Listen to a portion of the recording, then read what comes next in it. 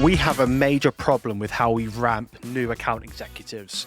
Your new AEs are being declared ramped at 3 or 6 months, but can they actually run discovery or execute the sales process without you jumping in to save them? Most can't, and that's the problem. Most sales teams ramp reps based on time in seat and not capability-based onboarding where you certify your new sellers. So I built a playbook full of frameworks, implementation roadmaps and infrastructure guides that cut ramp time in half and have proven to improve win rates by 75%, and it's completely free. So stop this episode right now and go and download the Sales Readiness Playbook at therevenueenabler.com or use the link in the description below. Hey everyone, welcome back to another episode of the Hit Your Numbers podcast. Today, I'm joined by Emma. Hey Emma, how's it going? Hello, okay, thank you.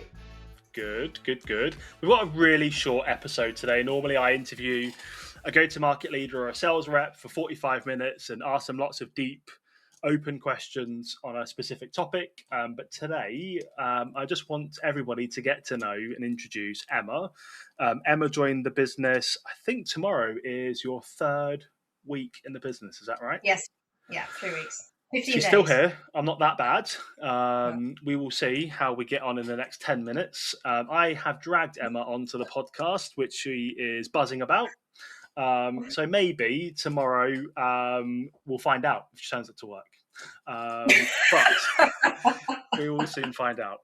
But today, I just want to introduce Emma. Emma has got lots and lots of experience. So I'm super excited to work with her. So Emma, before we tell everybody about what we're up to at the moment and give them a little kind of outside in view, why don't you just let the listeners know really kind of high level overview. Who are you? A bit about your background. How long have you been in sales? What are some of the roles that you've done? And why the hell did you agree to come and work with this balding man who's gone and got a new hairline? You didn't prompt me for that second part. Yeah, actually, I didn't have this when we first started speaking. So yeah.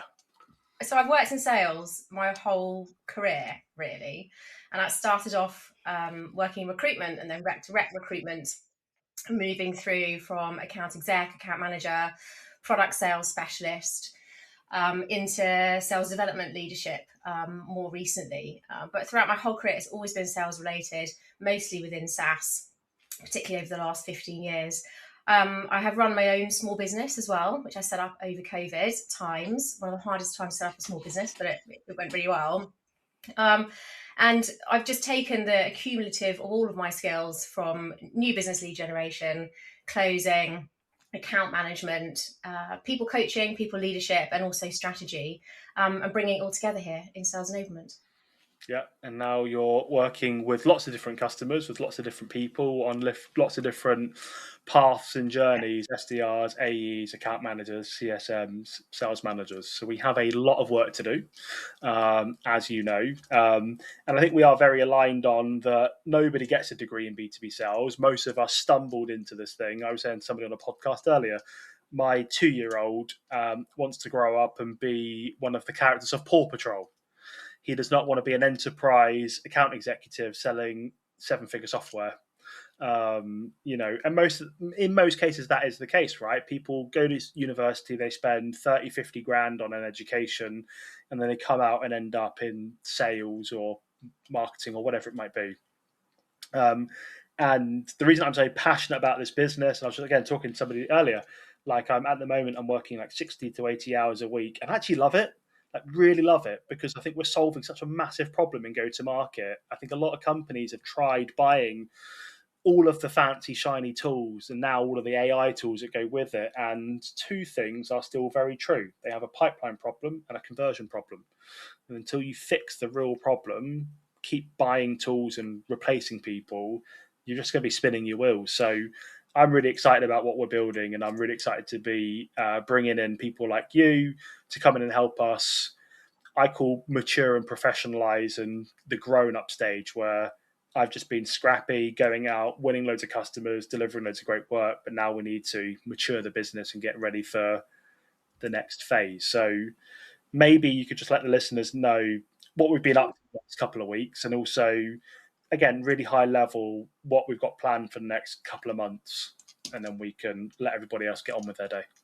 Yeah, absolutely. So the key things we're working on right now is number one is to build out our customer process, to build that foundation, to gather the data, to gather the information that we need, to make sure that we're forming the right strategy, not just for our own business goals, but also for our clients as well. The world is ever evolving. Of course, we're always talking about the AI, but we also need to consider how much people, particularly buyers, are really wanting that human connection too. So the last few weeks, I've been looking at what are the foundations that have made us successful, that's giving us the client feedback that we're getting. How can we apply that in the other areas in our business that then can mirror to in our clients also? So that's anything from client feedback, coaching sessions, structure, what new AI tools we need to develop for ourselves within our business, and how can we help and train and coach some of the people that we're working with. And then the other areas as well that we're currently not offering to our prospects, maybe some go-to-market planning, some strategic focus, and then also some one-to-one coaching. And something that I've enjoyed the most in my whole career is actually coaching, whether it's on group or whether it's one-to-one. And I've been so lucky in the last few weeks to actually be able to coach a couple of the AEs so far.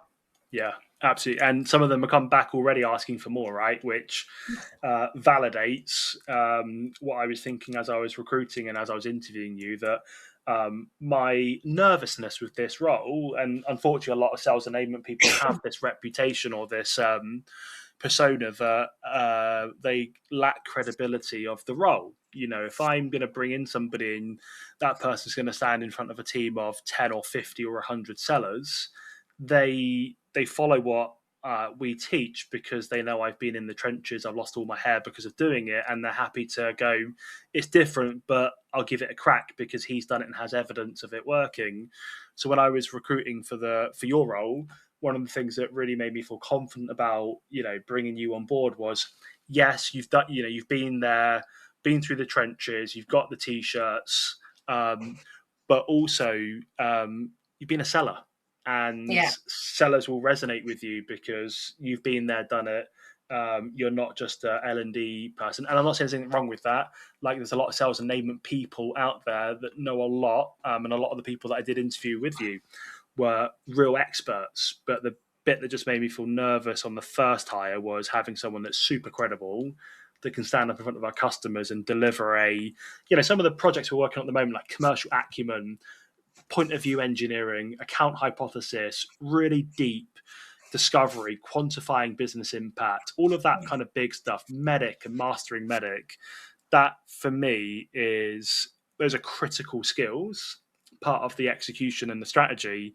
And I just need someone that I could hand over the keys to those kind of things and be like, I have confidence that you can run it in a really credible way. So really excited to. There we go. If anyone says that I don't give Emma, I say nice things. There we go. It's now official. On record.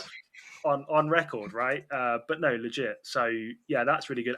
I was going to say, can I just add something to what you just said there as well? I mean, yes, of course, we're building out the business process. We're getting the feedback from our customers, our clients, but we're also putting a lot of it. Well, I am and will be putting a lot of emphasis into what the future looks like. Because, like I said before, it is ever changing. So the future of sales coaching and sales training now is absolutely phenomenal. And I've seen every single one of the coaching deliverables that you have within the Revenue Enabler, and it's second to none. But that's always going to be evolving as well. Yeah. But the thing we need to consider is, and I've talked about it a bit on LinkedIn, and it's something that is really close to my heart, is understanding the psychology behind people as well. Not just the buyers, but then also the people that we're coaching. So there's one thing to deliver really quality sales training.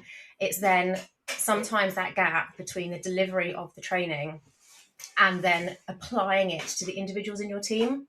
Yeah. So looking at that personal bespoke element of, okay, here is the training, here's a really proven structure. How can we now work with that on a one-to-one basis or on a group basis to try and look at bespoking it to people more than just en masse.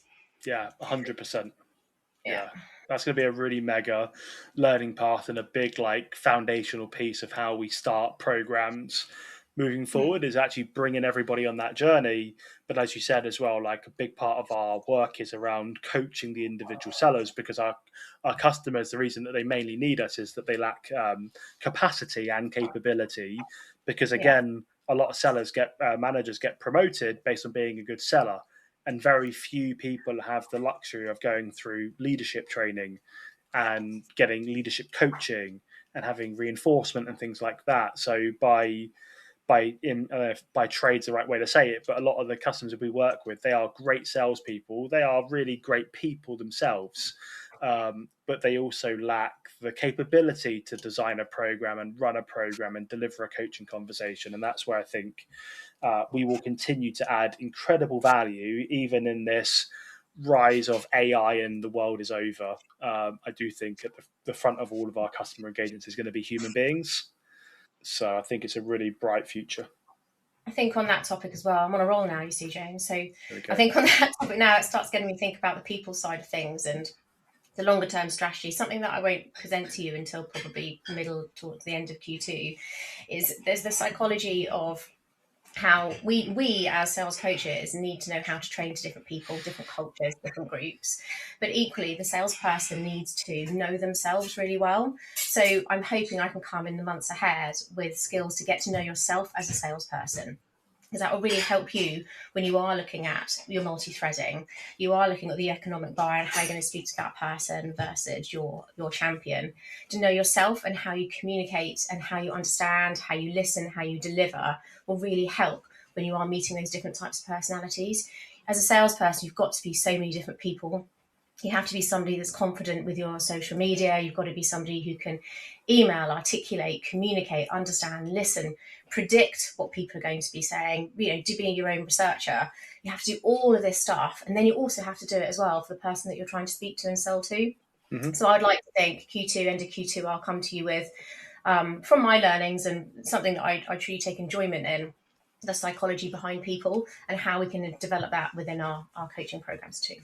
Yeah, and that's a great way to wrap up. So if anyone's listening to this, the seven people that have made it this far, go follow Emma, because she does talk a lot about this, and off camera she is very passionate about it, and I know she'll build a fantastic learning program that will help a lot of people go on that journey. But in the meantime, while she's building it, she's talking a lot about it on LinkedIn. So go give her a follow, go say hey, go ask what it's really like to work with me.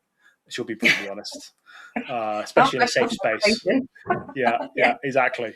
The reason I wanted to do this episode, really quick one, is just to introduce Emma to the audience and to the community and to our customers. Really excited to build this business with you, and there's a lot of busy but fun work ahead. So you're going to be seeing a lot more of Emma on LinkedIn, newsletter, podcast, all over the business. So go give her a follow, go say hi, and maybe in the next couple of months, you'll be in this seat running a couple of podcast episodes and interviewing some of our customers. So I'd absolutely love to do that. I think I'll be better at this on the other side.